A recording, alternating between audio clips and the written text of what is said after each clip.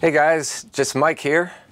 I wanted to take you through our gear today. We get a lot of questions about what kind of gear do you use, and most bands do use our backline.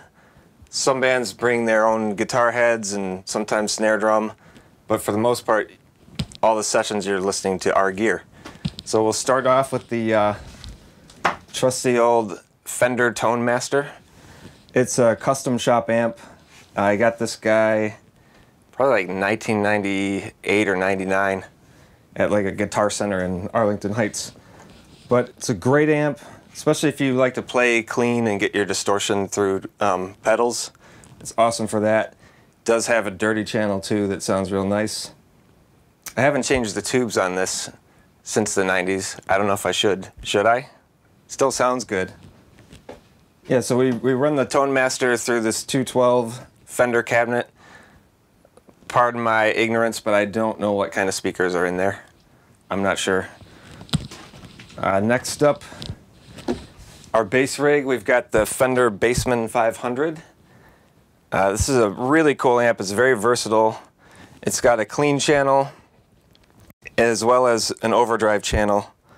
Clean channel sounds real nice. It's got kind of a vintage tone to it. And the overdrive channel is really versatile. You've got tons of controls.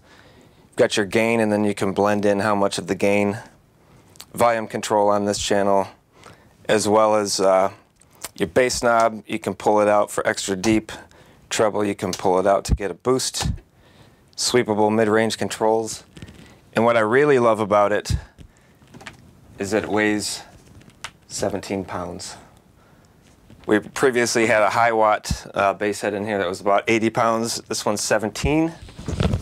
Another real nice feature is that it's got an XLR out right on the back with option to select whether you want to go post the preamp or before the preamp for your DI. So I usually take a DI signal and then I'll mic it as well. For our drums, we've got this beautiful, I call it the creamsicle Madison Drum Makers kit. Rack tom is 13 inches. It's 13 by 9.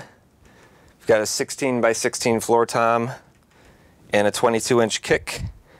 They did this color specifically for me. I think it's the first sparkle. It's hard to see on the video, but there's a nice sparkle in that finish. Shells are maple. And one thing, every drummer that plays this kit, the first thing they say is, this kick drum sounds awesome. And I think it does too. So these guys are located up in Madison, Wisconsin. Really quick turnaround time too for a custom drum maker. They turn this kit around in about a month and a half. Not sure what they're at now, but really quick. I think if you want to get a kit from them, they only require a couple $100 down, whereas a lot of custom companies require like full money down. So that's pretty cool, because I've heard some horror stories about people such as Jimmy Gomez putting full money down with the company and waiting a year and a half to get their kit. That was a funny story we can talk about another time.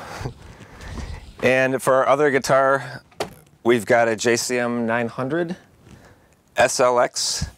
This actually is not my amp. It belongs to Josh Caterer from the Smoking Popes. But it lives here, thankfully. If he ever wants to sell it, I'm going to probably have to buy it.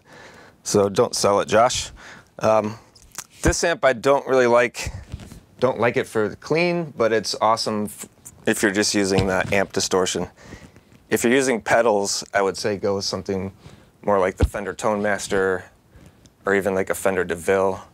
But if you just want to rely on your amp for distortion, this Marshall JCM 900 and JCM 800s are great for that. So that's our gear. If you've got any questions about it, feel free to comment below, and we'll talk to you next time.